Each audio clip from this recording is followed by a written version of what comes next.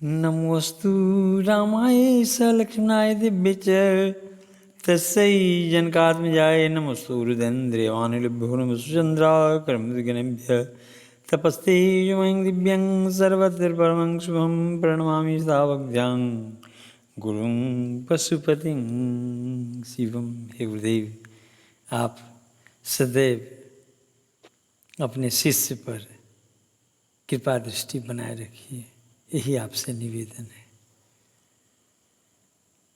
मंगल भवन मंगलहारी उमा सहित जय जपत पुरारी, मंगल भवन मंगलहारी उमा सहित जय जपत पुरारी।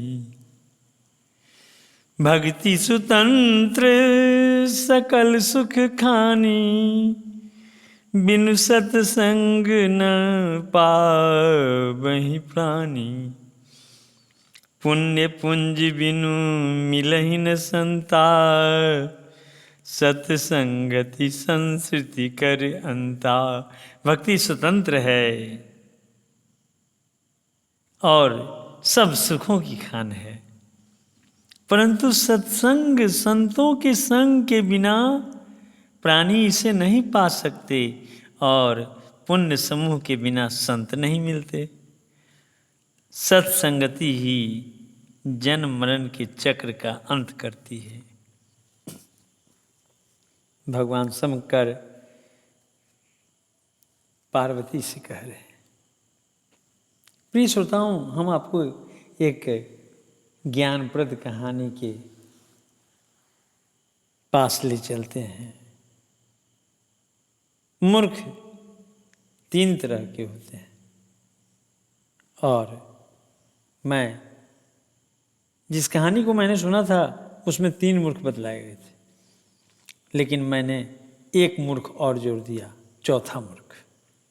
पहला मूर्ख कौन? ये सब हमारी कंजूसी का नतीजा है। पहला मूर्ख जब सब्जी लेने जाते हैं तो बासी सब्जी लेकर चले आते हैं। एक दिन का मूर्ख है, एक दिन की बेवकूफ़ी है। घर परिवार से कुछ सुने, सब्जी अच्छी नहीं मिली तो रात में सब्जी बन गई या सवेरे प्रातः सब्जी बन गई, लोग खाया, मूर्खता खत्म। दूसरा मूर्ख, महीना रोज चलने वाले चीज का सौदा जब करते हैं तो घटिया सौदा ले आते हैं कंजूसी के कारण। जैसे चावल ले लिया, जैसे कोई ऐसी वस्तु लिया, वस्त्र ले लिया, बस फिर क्या है, 1 आध साल का मूर्ख है, चलेगा। कोई 6 महीना में कोई वस्तु खत्म होगी, कोई साल भर चलेगी। साल भर सुनते रहा कि आपने कम कीमत पर कोई सामान ले आया। तीसरा मूर्ख वे हैं जो कि अपनी बच्ची की शादी के लिए लड़का के लिए चले, तो बच्ची की शादी में जो खर्च होना चाहिए उससे कम खर्च में अगर लड़का मिल गया तो शादी कर दिया, और वह लड़का लायक नहीं था, पैसा बचा लिया। नतीजा यह हुआ कि बच्ची अपने जीवन भर अपने पिता और अपने परिवार को कुछ न कुछ कहते रहेगी, क्योंकि वह जीवन भर के लिए ठगा चुकी है। उसका जो दाम्पत्य जीवन है वो सुखी नहीं है। न परिवार देखा, न लड़का देखा ढंग का, और कम कीमत पर काम समाप्त कर लिया। और जो चौथा मूर्ख है वह तो अजीबो गरीब का मूर्ख है, पूरी जिंदगी की दौलत को ही फेंक देता है। वह है अपने जीवन को विषय वस्तु में लगाकर, विषय वासना में लगाकर, और अपने मन को सुख देने के लिए दूसरे पर छिटाकशी किया, लेकिन जो उसे पाना चाहिए, भगवान ईश्वर जो सदैव उसके हृदय में रहते हैं, वो रहने वाला अपने घर में रहने वाले से भी भेंट नहीं कर पाया और अंत में चिता पर चढ़कर लोगों को अलविदा कह के चल दिया। ये हैं चतुर्थ मूर्ख जो कि सभी से सुपर क्लास के। मैं इस मूर्खता से बचाने के लिए अपने गुरु कृपा से आपको और भगवान शंकर साक्षात मेरे गुरु हैं, जिनके कृपा से आपको श्री रामचरितमानस पहुंचा रहा हूं। इसलिए कोशिश कीजिए कि भगवान की भक्ति आपको मिले और जीवन को धन्य बनाइए। कहूँ भगति पथ कवन प्रयासा, जोग नमक जप तप उपवासा। सरल सुभाव न मन कटुलाई, जथा लाभ संतोष सदाई। भगवान अयोध्या वासियों को कह रहे हैं, कहो तो भक्ति मार्ग में कौन सा परिश्रम है। आज के समय में लोगों को अक्सर हाँ सुनते हैं कि लोगों ने उपवास किया है। प्रिय श्रोताओं, ये शरीर अन्न रूपी कोष है और अन्न से मन बनता है। मैंने 108 उपनिषद पढ़ी, उस उपनिषद में से एक चीज निकाला, बस 108 उपनिषद में से, वही कि जैसा खाओगे अन्न वैसा बनेगा मन। दूध से मन नहीं बनता, सब्जी खाने से मन नहीं बनता, मन की विकृति नहीं होती। लेकिन अन्न अगर आपने कहीं अलग का खाया है, जिसकी सोच ज्यों ही पाक करता अन्न के पाक करने के लिए, निर्माण के लिए रसोइया खड़े होते हैं, उसी समय उनके मन में जो भी है वो सारी अन्न में चली जाती है। उसी अन्न में अब खाने वाला वही सोच धारण करता है। इसीलिए पर्व त्योहार में लोग फलहार का विधान रखे हैं। शास्त्र बताता है, एक उपनिषद बताती है। मुंडकोपनिषद में कुछ बातें कही गई है, लेकिन उन सबों में मैंने मूल रूप से यही चीज उपनिषद से लिया है, 108 उपनिषद से। इसलिए भगवान यहाँ कहते हैं अयोध्या वासियों को कि कहो तो भक्ति मार्ग में कौन सा परिश्रम है, इसमें न योग की आवश्यकता है, कोई जरूरी नहीं है जुड़ने की, न यज्ञ न जप की आवश्यकता है, न जग करने की आवश्यकता है, न जप करने की आवश्यकता है, और न तप करने की आवश्यकता है, और न उपवास की। उपवास तो करना ही नहीं चाहिए बिना खाए हुए। अरे भाई, शरीर अलग और मन अलग, मन का शरीर में कोई स्थान नहीं है। मन हमारे भौं के बीच में उसका एक स्थान है जो आके बैठता है, जैसे एक कुर्सी समझ लीजिए, आके बैठता है और फिर निकल के टहलते रहता है। आप पढ़ते रहते हैं, पुस्तक पढ़ते हैं, मन जाके हुगली नदी के किनारे कलकत्ता में खड़ा हो जाता है। ऐसा है ये विकृत मन, जो कि भक्ति से आ जाएगा, आपके साथ रहने लगेगा। लेकिन और कोई उपाय मैं नहीं कह रहा। भगवान श्री राम अपने अयोध्या वासियों को, करोड़ों ब्रह्मांड के मालिक बता रहे हैं कि उपवास की भी आवश्यकता नहीं है।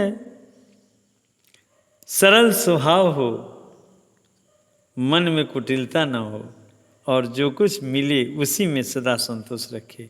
पूरा दुनिया आज अपने ज़मीन के लिए, अपने घर के लिए, मकान के लिए लड़ रहा है। मत लड़िए, मत लड़िए, भगवान का भरोसा सदैव साथ रखिए, सब कुछ दिला देगा। मोर दास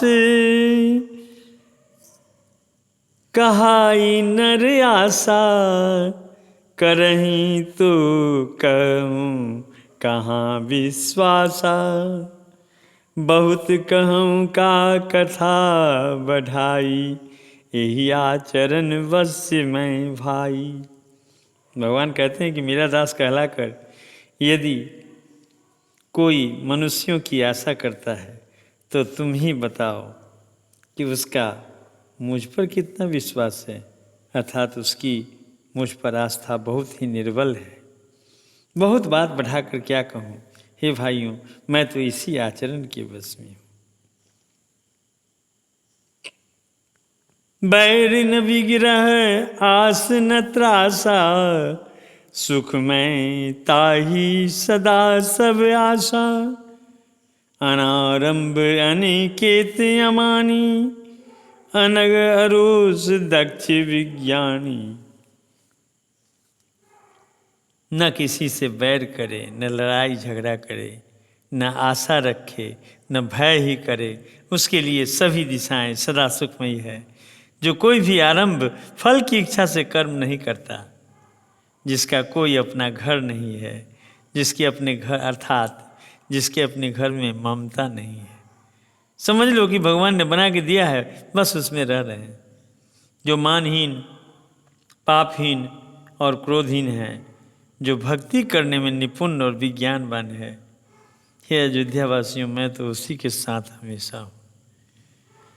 प्रीति सदा सज्जन संसर्गा, तृण सम विषय स्वर्ग अपवर्गा, भक्ति पक्ष हट नहीं सठताई, दुष्ट संग दुष्ट तर्क सब दूरी बहाई। संत जनों के संसर्ग, सत्संग से जिसे सदा प्रेम है, जिसके मन में सब विषय यहाँ तक कि स्वर्ग की प्राप्ति और मुक्ति तक भक्ति के सामने घास के समान है, तृण के समान है। जो भक्ति करने के पक्ष में हट करता है, मैं उसी के साथ हूँ। अयोध्यावासियों को भगवान कह रहे हैं, सोचिए, विचारिए, प्रभु की वाणी को सुनिए, समझिए और चौथे किस्म का मूर्ख मत बनिए। मंगल भवन मंगलहारी उमा सहित जय जय पुरारी, मंगल भवन मंगलहारी उमा सहित जय जय पुरारी। जहाँ मैंने राम राज्य की कहानी छोड़ी थी कल, वहीं फिर शुरू करते हैं। अवधपुरी वसिन कर, सुख संपदा समाज, सहस शेष नहीं कही सकहीं, जहाँ नृप राम विराज। जहाँ भगवान श्री रामचंद्र जी स्वयं राजा होकर विराजमान हैं, उस अवधपुरी के निवासियों के सुख संपत्ति के समुदाय का वर्णन हजारों शेष जी भी नहीं कर सकते। जय मित्रनाथ होई मोरा करहंस वेगदास में तोरा, जय मित्रनाथ होई मोरा करहंस वेगदास में तोरा। नारदादि सनकादि मुनीषा, दर्शन लागी कौशलाधीशा, दिन प्रति सकल अयोध्या आवहीं, देखी नगरु विरागु विसरावहीं। नारद आदि सनकादिक आदि मुनीश्वर सब कौशल राज श्री रामचंद्र जी के दर्शन के लिए प्रतिदिन अयोध्या आते हैं और उस दिव्य नगर को देखकर वैराग्य भुला देते हैं। जात रूप मणि रचित अटारी, नाना रंग रुचिर गजधारी, पुर चहु पास कोट अति सुंदर, रचे कंगुरा रंग रंग वर। स्वर्ग और रत्नों से जरी से बनी हुई अट्टारियां हैं, जिनमें मणि रत्नों की अनेक रंगों की सुंदर ढली हुई फरसें हैं। नगर के चारों ओर अत्यंत सुंदर परकोटा बना है, जिस पर सुंदर रंग बिरंगे कंगूरे बने हैं। जहाँ स्वयं लक्ष्मीपति श्री राम रह रहे हैं और स्वयं लक्ष्मी जी स्वरूपा सीता माता रह रही है, क्यों नहीं होगा ऐसा? प्रिय श्रोताओं, मैं आपको बताऊं कि श्रीमद् भगवत गीता, जो गीता 3 गीता है, एक तो श्री राम गीता जिसकी मैं बार बार चर्चा करते रहता हूँ, जो कि मानव धर्म भी है, और इस गीता को लोगों को जरूर पढ़ना चाहिए, अपने बच्चों को भी पढ़ाना चाहिए, उससे उनके संस्कार बदल जाएंगे। जनपत्री मत खोलिए, बल्कि अपने संस्कार को जगा दीजिए, फिर सब पीछे पड़ जाएगा, पीछे चला जाएगा, कहीं कोई भाग्य नहीं। ऐसा कुछ भी नहीं है कि आपके भाग्य में नहीं है। भगवान भाग्य से पड़े हैं। मैं उस श्री राम गीता की बात बताऊं, और श्रीमद् भगवत गीता भी मुझे काफ़ी पढ़ने का मौका मिला, लेकिन बाद में गुरुदेव ने के आदेशानुसार मैंने भगवत गीता पढ़ना बंद कर दिया, क्योंकि उनका आदेश मेरे लिए सर्वोपरि है। गीता में पढ़ी थी, भगवान कृष्ण से अर्जुन बड़ा ही विवश होकर पूछा, प्रभु आप 18वें अध्याय में जितना बात बताते जा रहे हैं, 18 अध्याय चलेगी गीता, लेकिन मुझे कुछ भी समझ में नहीं आता।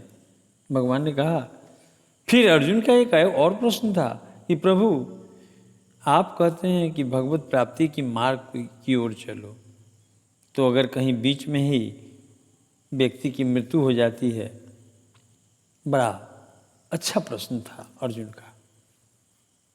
तो फिर क्या वह उन बादलों की तरह छिन्न भिन्न होकर आकाश मार्ग में भटक जाएगा, जिसका कोई अस्तित्व ही नहीं हो, न नीचे बरस पाएगा और न ऊपर आकाश मार्ग में टिक पाएगा, छोटे छोटे टुकड़ों में क्या बटकर उस अपना अस्तित्व समाप्त कर लेगा?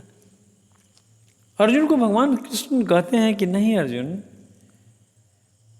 नहीं, जो साधना के मार्ग में है, जो भगवान की भगवत प्राप्ति के मार्ग में है, जो भक्ति के मार्ग में है, अगर वह बीच में भक्ति की मार्ग वाला की तो बात ही मत कीजिए, उसके लिए तो सारे रास्ते खुल जाते हैं, कुछ नहीं बचता, क्योंकि भक्त भगवान को की आत्मा है। अर्जुन को कहते हैं कि हे अर्जुन, जानते हो मेरी आत्मा क्या है?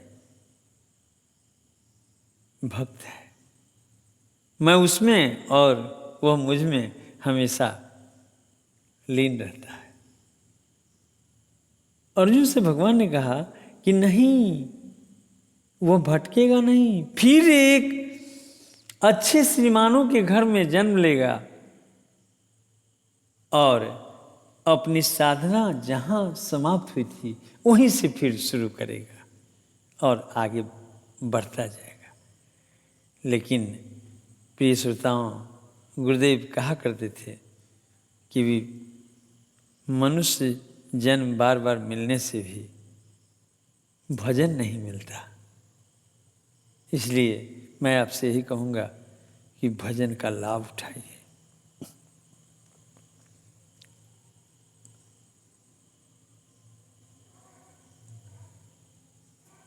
भजन सर्वोपरि है, सबसे ऊपर है।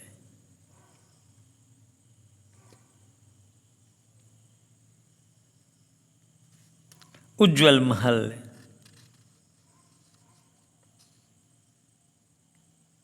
जात रूप मणि रचित अटारी, नाना रंग रुचिर गज ढारी। जहाँ स्वयं सीता माता और लक्ष्मीपति भगवान श्री राम दोनों हैं, लक्ष्मी जी भी हैं, तो स्वाभाविक है कि अयोध्या की अटारियाँ तो देखने योग्य होगी। नवग्रह निकरे अनेक बनाई, जनु घेरी अमरावती आई। मही बहु रंग रचित गज कांचा, सो बिलो की मुनिवर मन नाचा। मानो नवग्रहों ने बड़ी भारी सेना बनाकर अमरावती को घेर लिया है। जानते हैं अमरावती कहाँ है? अमरावती इंद्र की राजधानी है, देवराज इंद्र। पृथ्वी सड़कों पर अनेकों रंगों के दिव्य कांचों, रत्नों की गच बनाई ढाली गई है, जिसे देखकर श्रेष्ठ मुनियों के भी मन नाच उठते हैं। धवल धाम ऊपर नभ चुंबत, कलश मनऊ रवि शशि दूती नींदक्त। बहुमुनि रचित झरोखा, भ्राजहीं गृह गृह प्रति मणिदीप विराजहीं। उज्ज्वल महल ऊपर आकाश को चूम रहे हैं। महलों के कलश अपने दिव्य प्रकाश से मानो सूर्य चंद्रमा के प्रकाश की भी निंदा तिरस्कार करते हैं। महलों बहुत सी मणियों से रचे हुए झरोखे सुशोभित हैं और घर घर में मणियों के दीपक शोभा पा रहे हैं। मणिदीप राजहीं भवन भ्राजहीं, देहरी विदुर रची। मणिखंभ भीति विरंचि विरची, कनक मणिमक मरकत खची। सुंदर मनोहर मंदिरायत, अजिर रुचिर फटिक रचे। प्रति द्वार द्वार कपाट पुरुट, बनाई बहु ब्रज नहीं खचे। घरों में मणियों के दीपक शोभा दे रहे हैं। मूंगों की बनी हुई देहलियां चमक रही है। राम राज्य की बात हो रही है। कुछ भी संभव है जहाँ करोड़ों ब्रह्मांड का मालिक बैठे हैं और स्वयं लक्ष्मी जी सीता माता के रूप में हैं।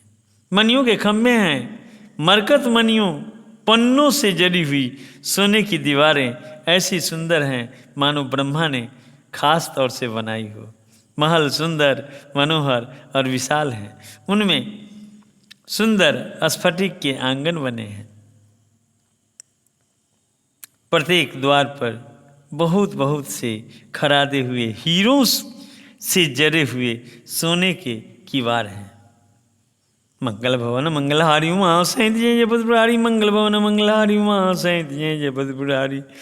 चारु चित्रशाला गृहपति लिखे बनाई, रामचरित जे निरख मुनि तेगन ले ही चुराई। घर घर में सुंदर चित्रशालाएं हैं जिनमें श्री रामचंद्र जी के चरित्र बड़ी सुंदरता के साथ संवार कर अंकित किए हुए हैं, जिन्हें मुनि देखते हैं तो वे उनके भी चित्त को चुरा लेते हैं। जय मिदनाथ होइत मोरा करम से बेगीदास में तोरा, जय मिदनाथ होइत मोरा करम से बेगीदास में तोरा। प्रिय श्रोताओं, अभी आप राम राज्य जी की बातें सुन रहे थे। अयोध्या नगरी जिसके राजा श्री राम 7 समुद्र से घिरे हुए पृथ्वी के सम्राट महाराज राजाधिराज, जिनके डर से पूरे पृथ्वी के राजा कांप जाते थे। और ऐसे साम्राज्य, बस उनकी भक्ति, भगवान बार बार कहते हैं कि मेरे भक्ति के मार्ग से ही हमारी तुम्हारी पहचान बनेगी। क्यों नहीं भगवान से पहचान बना ले।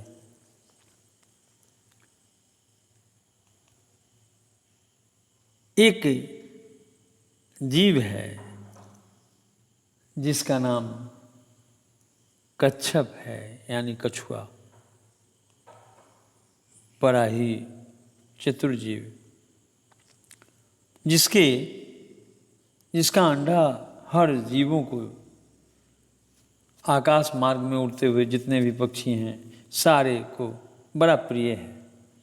लेकिन कछुआ जब अंडा देता है तो वहाँ से 500 किलोमीटर दूर चला जाता है और अंडा को रेत के अंदर डाल देता है। मन से अंडा को सेता है, तन से नहीं।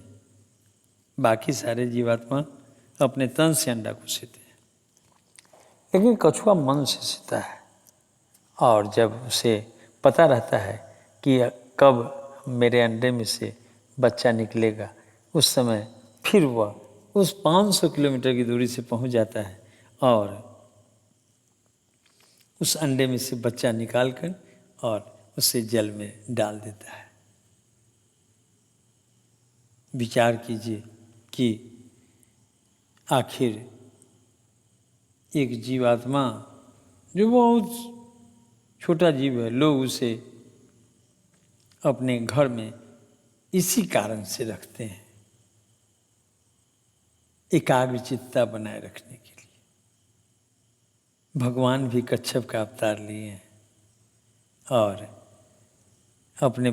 अपने द्वारपाल जय विजय के बारे में आपने सुना है, जो हिरण्याक्ष और हिरण्यकश्यप बना था। एक जन्म में कच्छप अवतार से उसकी मुक्ति कराई थी। भगवान भी अवतार लिए। प्रिय श्रोताओं, सोचिए विचारिए कि जीवन आखिर हम